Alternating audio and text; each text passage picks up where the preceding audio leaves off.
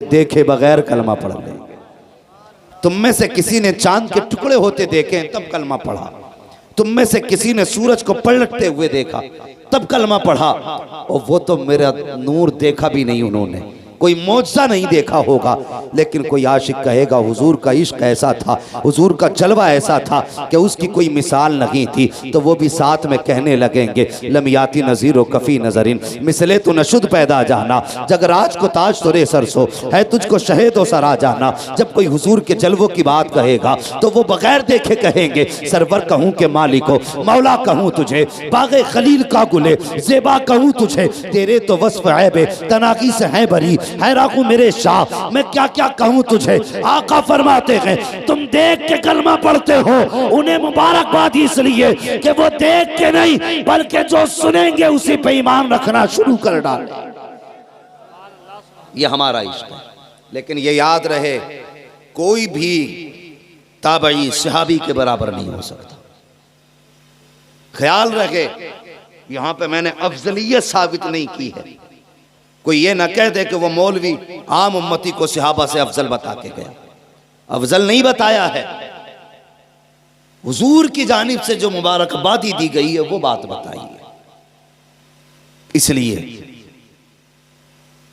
हम इस दौर में जी रहे हैं तो हुजूर से इश्क करें, हुजूर से प्यार करें, और हुजूर का इश्क ही हमारे लिए जरिए निजात है। माँ बाप का एहतराम करें, कद्र करें माँ बाप की। अगर इश्क होगा हुजूर का ना तो फिर कोई बच्चा माँ के मुंह पे तमाचा नहीं मारेगा। अभी कुछ खबरें ऐसी मिली हैं कि बेटों ने माँ बाप को मारा है। ये हालात हो गए हमारे। हम अपने बाप पे हाथ उठा रहे हैं, अपनी माँ पे हाथ उठा रहे हैं। हाथ उठाना तो बहुत बड़ी बात है, उनके आगे नजरें उठाने तक की इजाजत नहीं है। नजरें उठाने तक की इजाजत नहीं। घूमा फिर रहा है, दुकान में बरकत नहीं हो रही, मौलाना कोई तावीज़ दे दो, कोई डोरी दे दो। ओ भाई तावीज़ डोरी बाद में ले, ज़रा दिल पे हाथ रख के बता घर से आया था तो माँ को सलाम करके आया था। अगर अभी मैं इस प्रोग्राम में हाथ उठवा लूँ उन लोगों से कि जो माँ से मोहब्बत करते तो यकीनन एक एक करके सब उठा देंगे, और अगर ये पूछ लूँ कि कितने लोग माँ से इजाज़त लेके आए हैं तो शायद गिनती के कुछ हाथ उठ पाए, शायद कह रहा हूँ वो भी, वरना वो भी नहीं उठेंगे। हुजूर से इश्क करते हो तो एहतराम वैसे करो ना मेरे हुजूर ने जैसे सिखाया, जैसा प्यार मेरे हुजूर ने सिखाया वैसा प्यार करो। अल्लाह अकबर। और लोगों माँ बाप होते हैं, नौजवानों माँ बाप होते हैं। ये कितनी बड़ी दौलत है, कभी ये चले जाएं तब पता चलेगा कि हमने क्या खो दिया है। उनसे पूछो जिनके सर पे बाप का साया नहीं है, उनकी जिंदगी कैसी गुजरा करती है। मेरे बच्चों कभी भी माँ बाप को तंग ना किया करो, अपनी ख्वाहिशात के लिए माँ बाप को जलील ना किया करो, उनके आगे अकड़ के खड़े ना हुआ करो। अगर कामयाबी चाहते हो उनके फरमान पे गर्दन झुका दिया करो, जिसमें बाप राजी उसमें तुम राजी हो जाया करो। फिर देखो खुदा की कसम अल्लाह ज़िंदगी में कितनी बहारें देता है।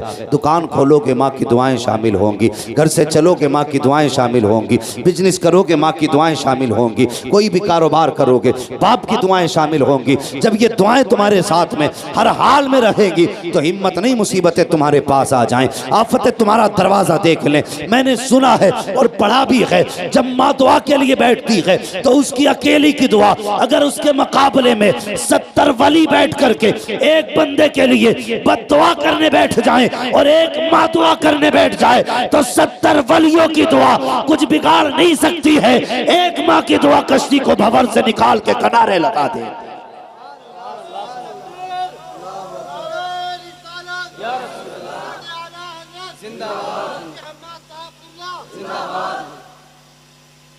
ओ लोगों ये हुजूर का प्यार है, ये हुजूर का इश्क है, और ये इश्क ही की हकीकत है कि जो माँ बाप का एहतराम करे समझ लो वही माँ बाप से प्यार करने वाला हुजूर का आशिक है। वरना तुम नहीं जानते मेरे हुजूर के पास कोई कमी थी? बोले कोई कमी थी हुजूर के पास? कोई कमी हुजूर के पास नहीं। जब अल्लाह ने कायनात के खजानों की चाबी हुजूर के हाथ में रख दी, हुजूर के हाथ में रख दी। महबूब जो चाहे जिसे चाहे दे, इशारा तेरा होगा, खजाना मेरा होगा। इतनी पावर दे के सब कुछ दिया, तो फिर कोई कमी? बोले कोई कमी? कोई कमी नहीं, तकलीफ नहीं होगी। जिस हुजूर को दुनिया मान गई, जिस पैगंबर को दुनिया मान गई, उन्हीं की उम्मत अभी इस चीज में लगी है। वो क्या दे सकते हैं, क्या नहीं दे सकते। हम ये लड़ने रह गए थे? हुजूर की अता पे झगड़ा करना उम्मत का काम था। हम हुजूर के आशिक थे तो हमें तो आंखें बंद करके मान लेना चाहिए था। जब कुरान कहता मा ताकुमुर रसूल फखुजू, वो लोगों मेरा रसूल जो तुम्हें दे वो ले लो, ये इतना आम हुक्म क्यों दिया गया? इसलिए कि खजानों की चाबी हुजूर के हाथ में है। तो अभी हम इसी पे रह गए कि हुजूर ये नहीं दे सकते, हुजूर वो नहीं दे सकते। वो बता, जिसने ला के खुदा का दीन दे दिया हो वो क्या नहीं दे सकता? और अंदाजा लगाइए, कमोबेश 1,24,000 अंबिया आए, लेकिन सिर्फ दावे थे कि खुदा है, दलील नहीं थी उनके पास। यानी गवाह, चश्मदीद गवाह कोई नहीं था उनमें। दावे के साथ दलीलें थी, लेकिन मैं जो कहना चाहता हूं कि चश्मदीद गवाह कोई नहीं था।